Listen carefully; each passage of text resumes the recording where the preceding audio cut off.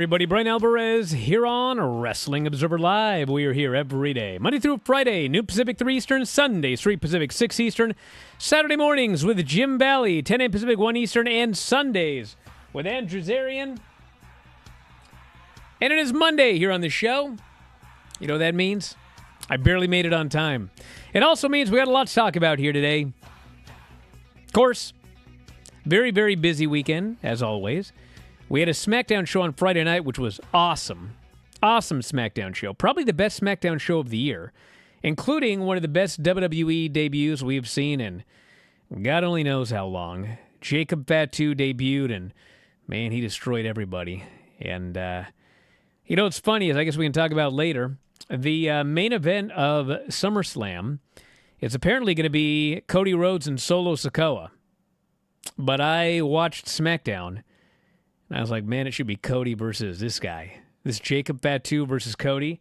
That, to me, after watching that angle, that sounds to me like a way bigger match. But they got some time before that show, so we can talk about that, the Collision show.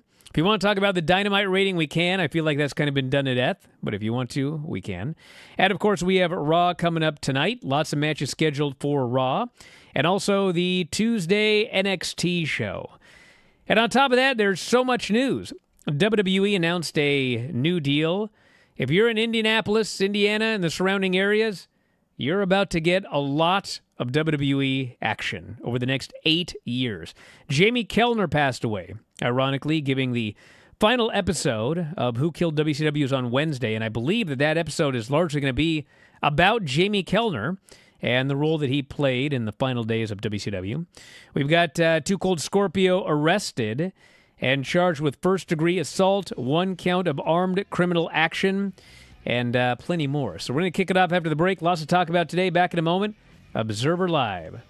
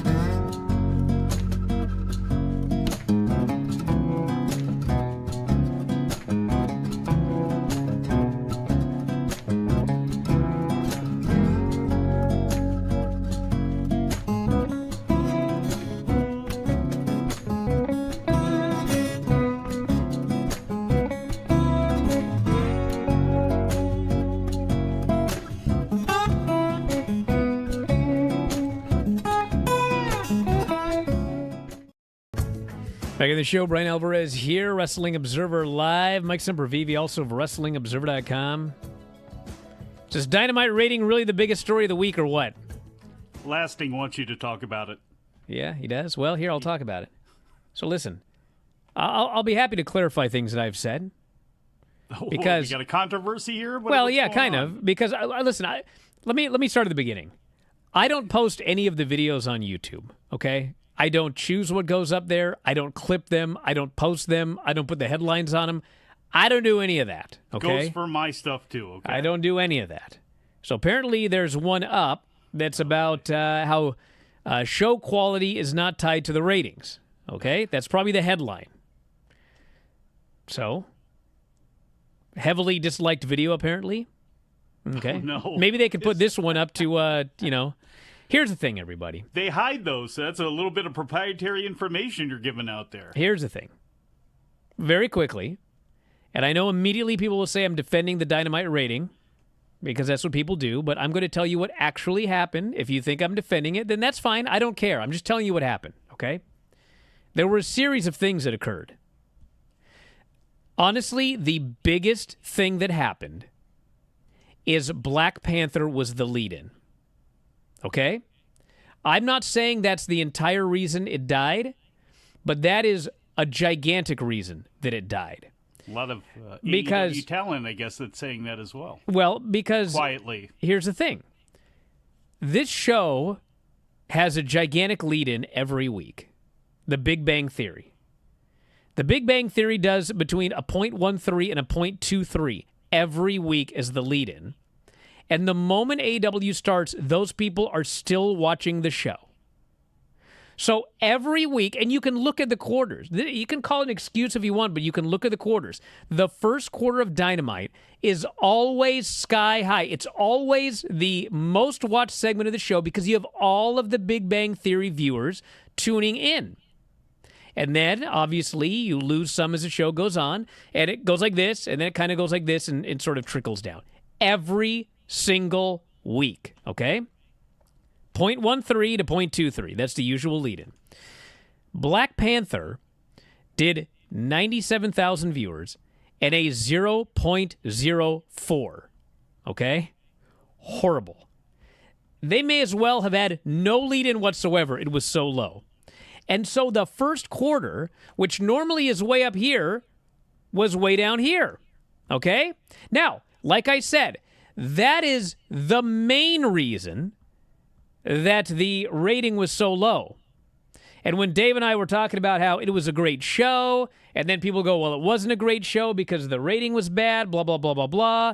And then, show quality doesn't necessarily correlate with ratings or whatever. Yes, it does. Listen, there's two things going on here.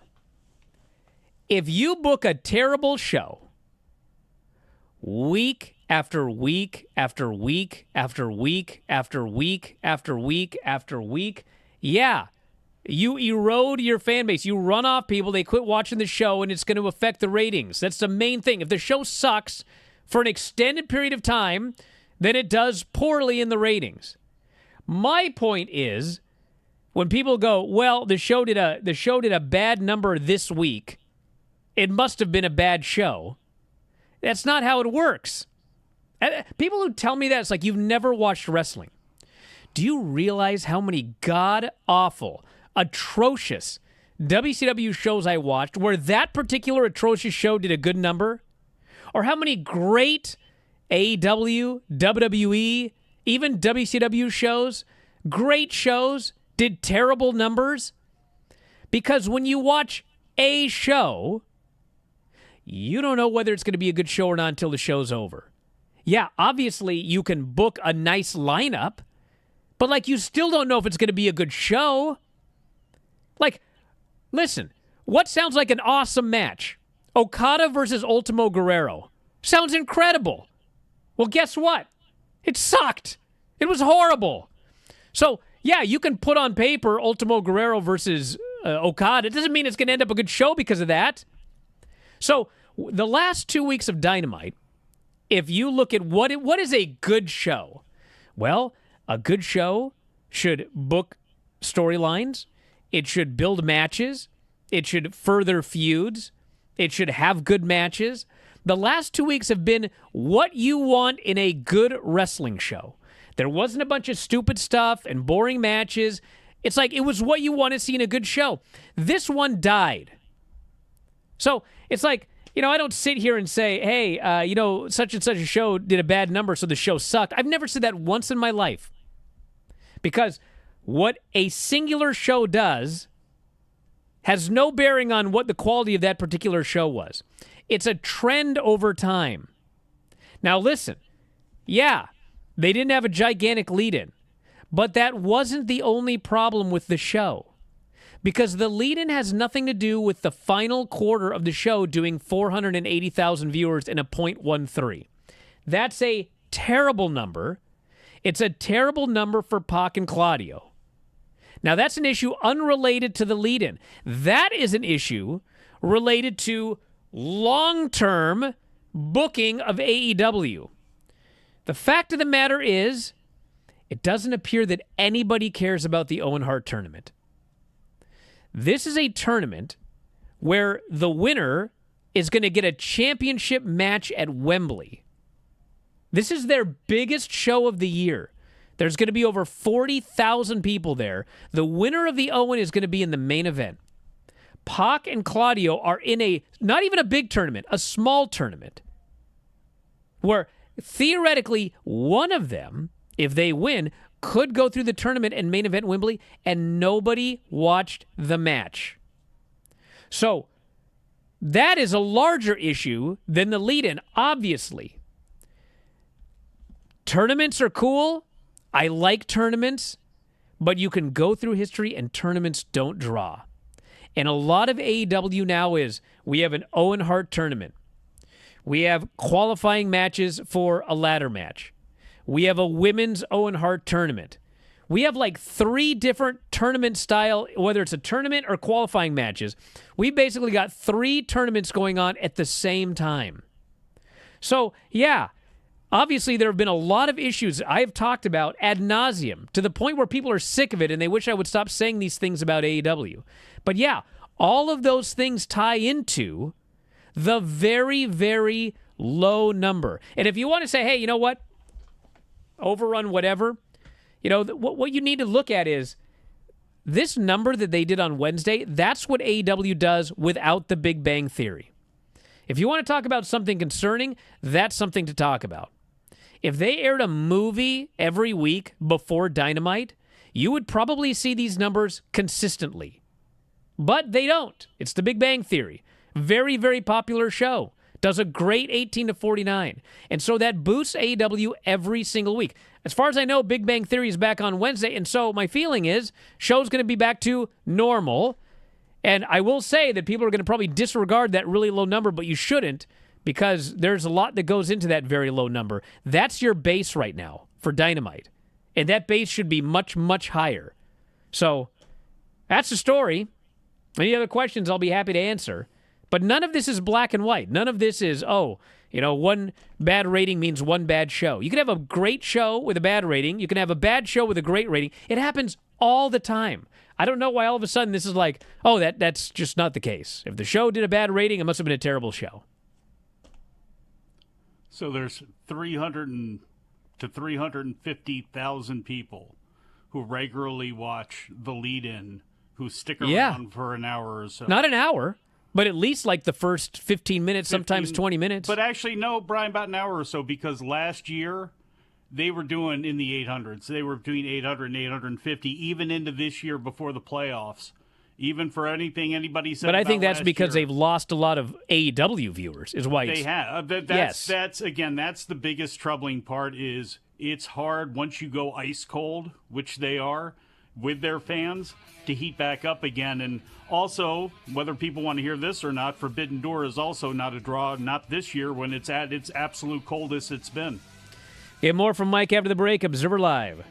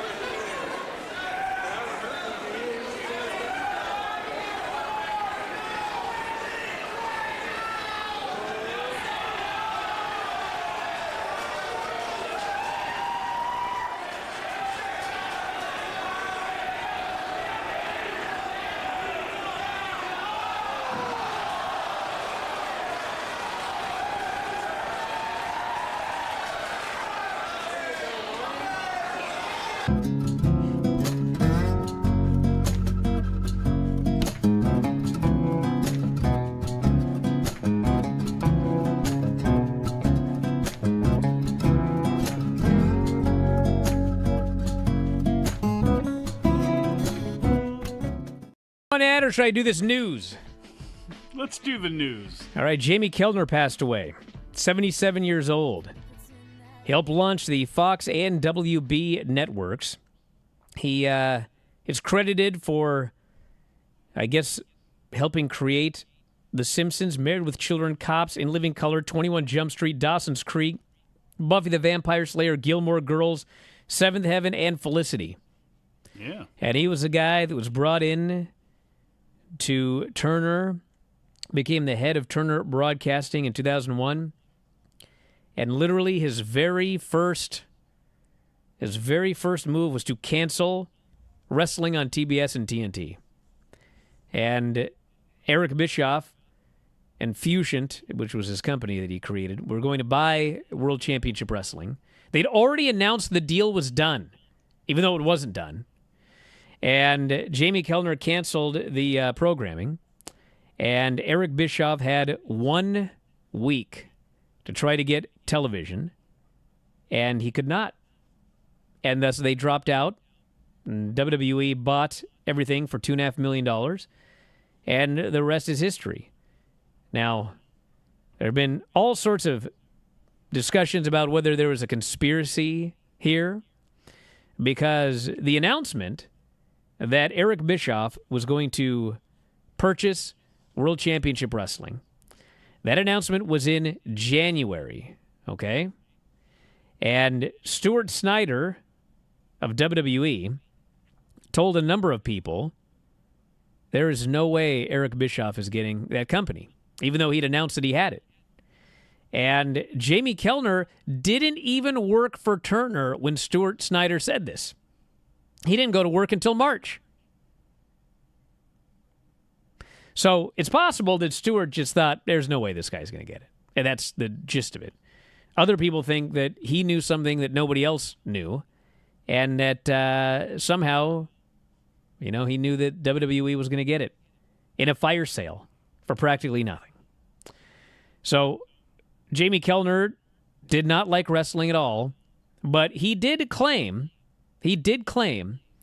yes, I did not like professional wrestling, but that is not why we canceled the wrestling on TBS and TNT.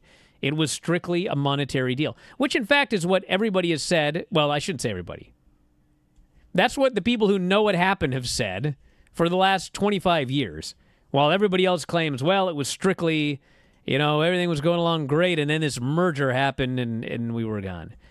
WCW was canceled, and Jamie Kellner said it himself, for financial reasons. And the financial reasons were this thing was hemorrhaging money, losing millions and millions and tens of millions of dollars.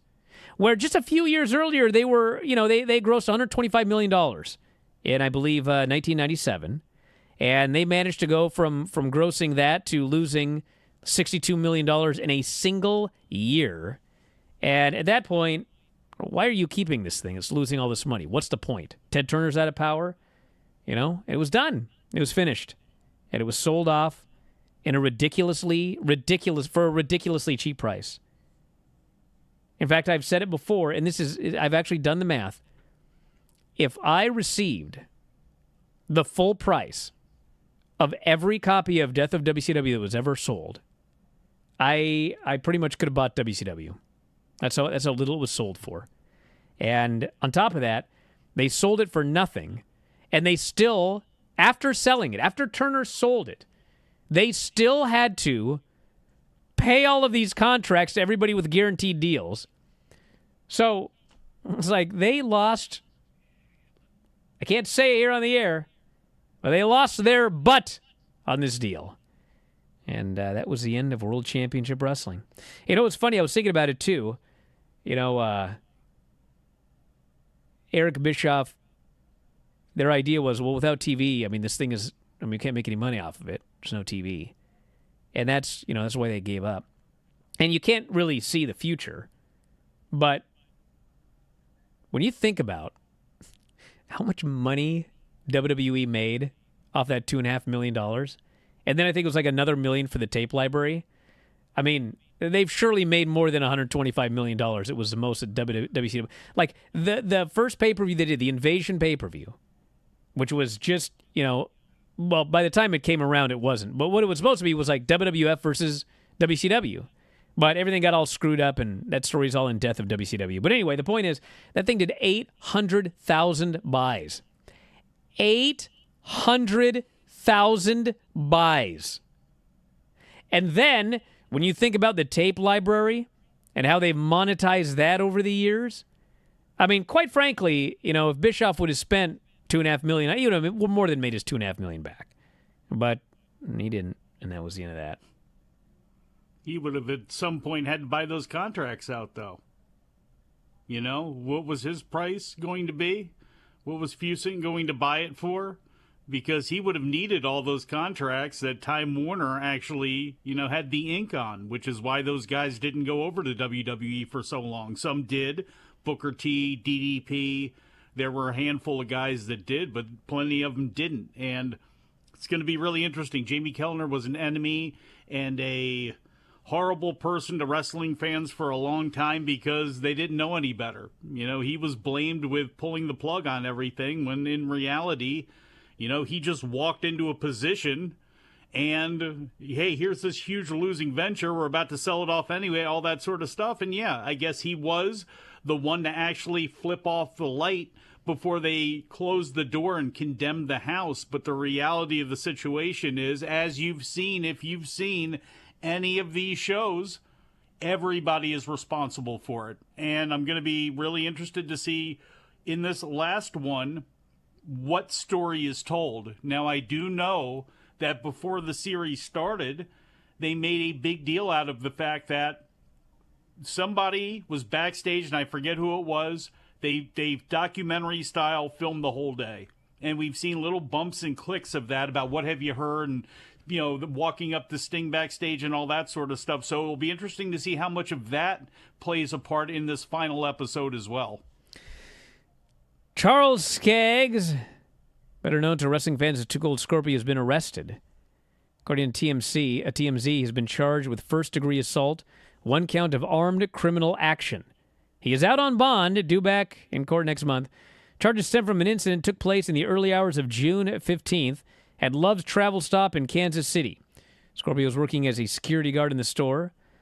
Said the victim lit up a cigarette inside.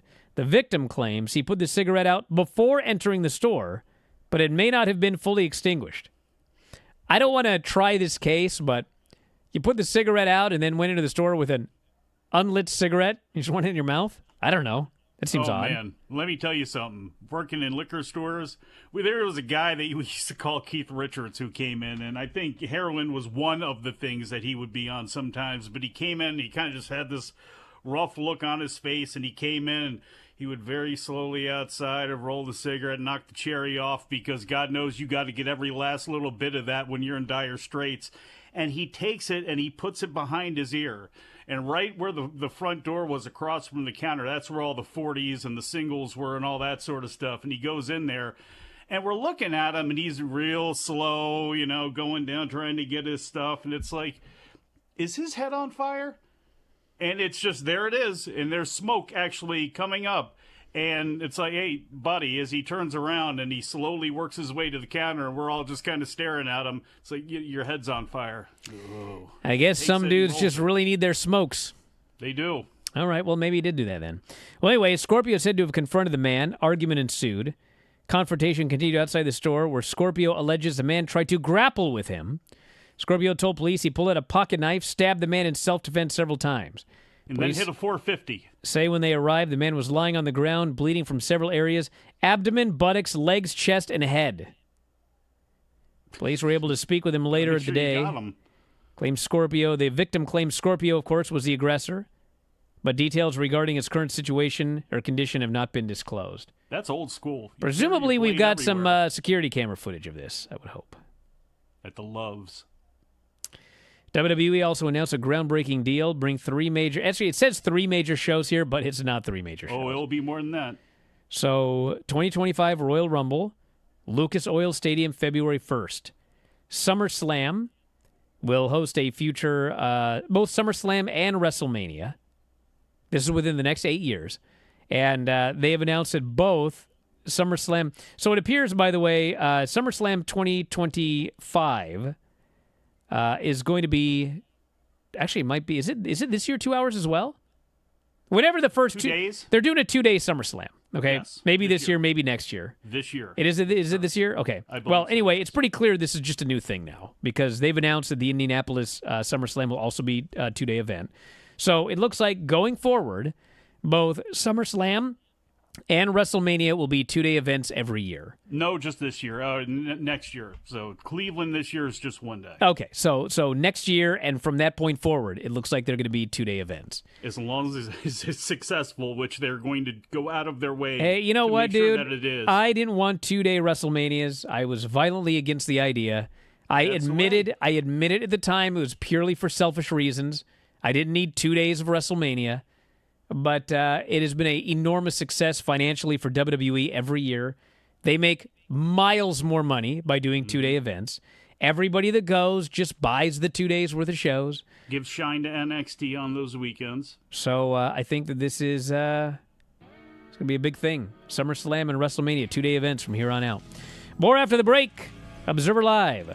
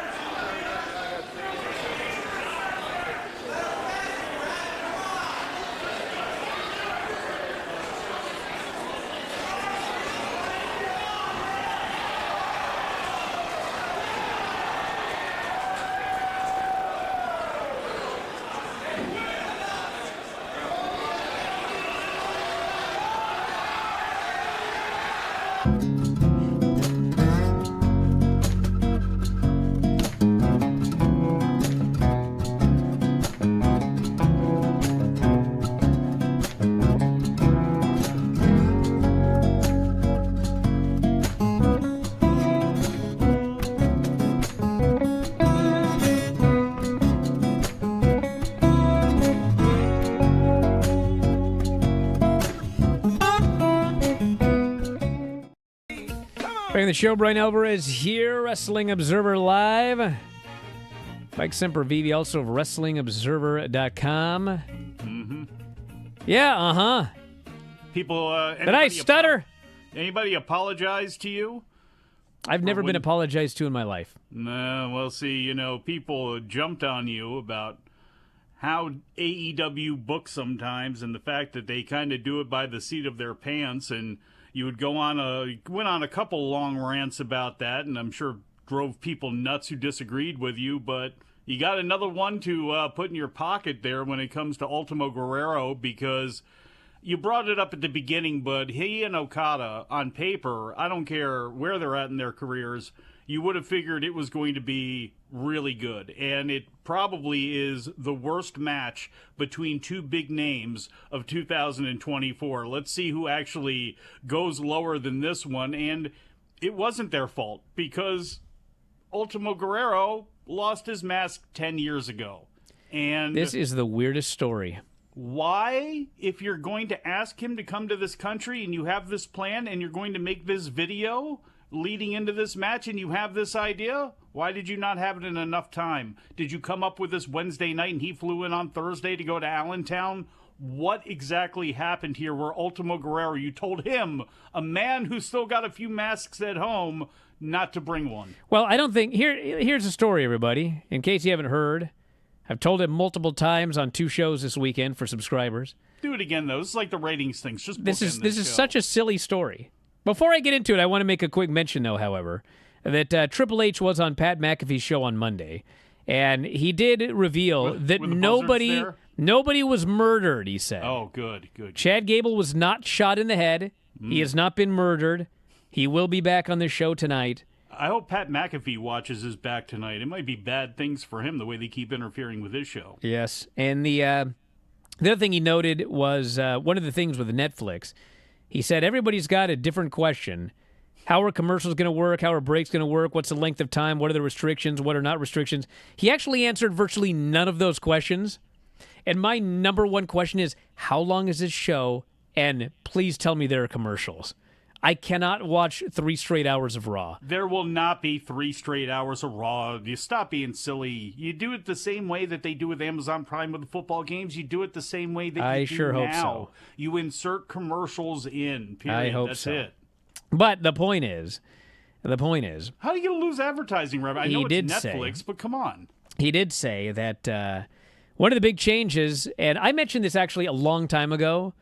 Everybody always talks about, can we go back to the Attitude Era? Can we go back to WWE PG-13 or what is it now on TV? Jamie Dundee?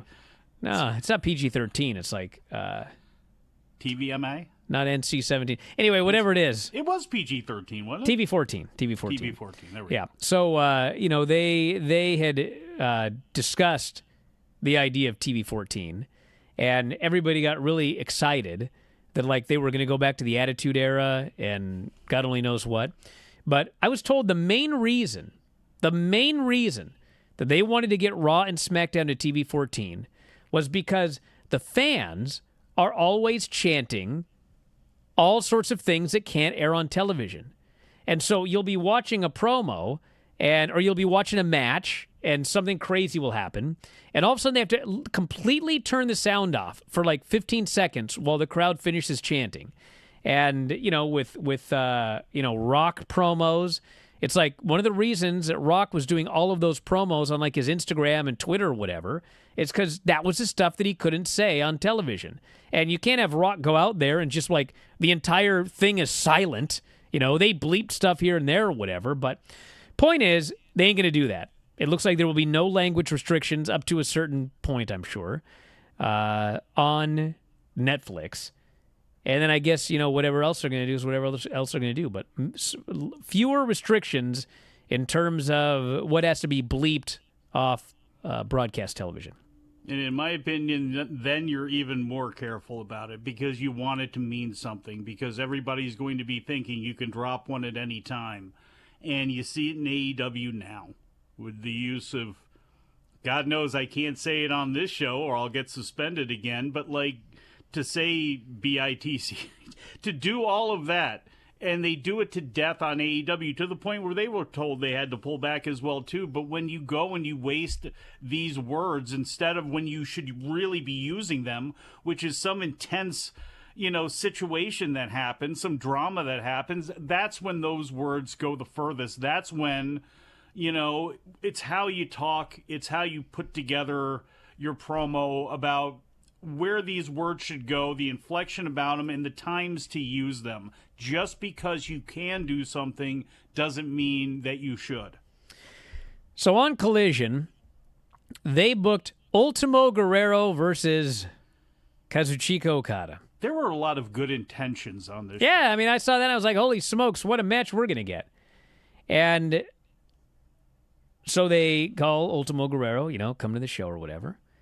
And he goes to the show, and they ask him, where's your mask? So clearly they didn't tell him to bring his mask. Tony did an interview, and he starts talking about how he started watching CMLL in the early 2000s, and he's thrown out names like, Los Guapos and Tarzan Boy and et cetera, et cetera. Like, this was exactly when I was watching it every week, And yes, that Ultimo Guerrero was masked, okay? In 2014, he had a legendary match, actually, with Atlantis, and he lost his mask. And for the last 10 years, he has been wrestling all over the world with no mask on. So he's told to come to Collision, and I'm sure he thought, I'm going to Collision. I'll pack my gear. And he gets there and they say, where's your mask? He says, I don't wear a mask. And they say, well, they want you to wear a mask tonight. And he goes, I don't have one. They said, well, can you show us what it looks like? And so they go to the seamstress, and a mask is made in like 10 minutes. So like those bootleg Jordans. This is not a nice leather, this is, they chopped up one of the Young Bucks tights or something, I don't know, and they made a mask for him. So he can't see a thing. The mask slips all over, he can't see anything. So I guess he goes to Okada and he just says, I can't do anything. Like, I can't see anything. And so they go out there and they can't do anything because he can't see. It's like a blindfold match, except a blindfold match, the blindfolds are actually gimmicked and you can see. So they're out there, they're doing nothing in this match. And this show was taped on Thursday. So what you saw on Collision that was terrible was significantly worse live. Mask kept falling off, and it was just a freaking disaster. And so, of course, Okada ends up unmasking him and then pinning him. And when it was over, I thought, are you telling me? Are you telling me? There's only two options here. One is that the most important thing to Tony is just living his childhood dreams. And because in his childhood, Ultimo Guerrero was masked, he had to be masked here even though he lost his mask. That's ridiculous. The other thing, which is also ridiculous, is maybe they just thought, I have a great idea to save face for Ultimo Guerrero. Ironically, save face. We'll unmask him and then Rainmaker him. But in order to do that, he must wear a mask. So let's make a mask for him, have him suffer through this match just for this screw job finish to protect him. I don't know which it is. I can't think of any other explanation for why this happened. And the crazy thing is, on Rampage, they had a video package, an Ultimo Guerrero video package. It had a lot of clips from CMLL. And so I watched Rampage after Collision. So I already knew what happened. I knew the whole story. And so I started watching Rampage. I started looking at this Ultimo Guerrero video package. And every shot of Ultimo Guerrero, he's in a mask. And any shot they have of him where he doesn't have a mask, they only show him from the neck down or from the back. So somebody in production was tasked with making an Ultimo Guerrero video package, and they were specifically told, do not show his face unmasked. That is how determined Tony was to have this man be masked for this match. This is the weirdest story. And did he come up with it on Wednesday night? I presume so. And they worked on the video Thursday. You tell him as he comes in, this is what we're doing, which I don't know. I don't know. That show, and it went long, and it felt even longer because of the mistakes and the fact that he couldn't see. This whole show, the learning tree stuff with Private Party going on for as long as it did, when it just should have ended after, about 5 minutes, it felt like, before it actually did, when Big Bill landed the big kick, and then Isaiah Cassidy kept kicking out. It's like, what is going on here? Why is this going on for as long as it is? For the story you're trying to tell, like, you could have told it already. Have Jericho just put on the walls and hit to his lifeless body. Why did it drag out? The opening match, which I thought was good. I liked the story they told with the premier athletes, and I liked the time that they gave it, because to me they had to give them a little bit of something there, and it was still the baby faces. Joe Hook and Shibata were still all really strong at the end of it, but when you look at the totality of the show, that definitely ended up going on way longer than it should have, too. And then, honestly, Hechicero against Daddy Magic, I don't know why that match was put together. I don't know why that was put in between the main event match and the quick squash with the spooky House of Black, which I'm sick of and wish would go away. They put that match on, which makes me wonder, and we'll see when it comes to the quarters, did people turn it off after that? Because you have that great match with Ospreay and Cage, which was really fun and something AEW fans, I'm sure, would love. But did they stick around that long? Because if they turned it off during Daddy Magic and Hechicero going for as long as it did, they also missed Jeff Jarrett's promo, which was incredible, that I hope they re-show this week no matter what. What's funny is we always talk about, such and such got injured on such a nothing move. All this crazy stuff that you see, people get injured every now and then, like, Eddie Kingston and such, but usually the injuries are off something mundane. Well, here's another one for you. Here's another thing that only happens in wrestling. This show was taped, and for some reason, and it doesn't matter if it's AEW, I've heard this about NXT, I've heard this about Raw and SmackDown. For some reason, whenever the show is taped, there's like one disaster after another. And I always hear afterwards, it's like, thank God this show was taped. We had to clean up 9 matches or 9 segments or whatever. But like when the show's live, it's like, there's a botch here and there or whatever, but it largely goes off without a hitch. I heard this show was like match after match after match. It was just, this went wrong, that went wrong, well, this Menardo was edited, that was edited. It's crazy. Yeah. Back in a moment with more Observer Live.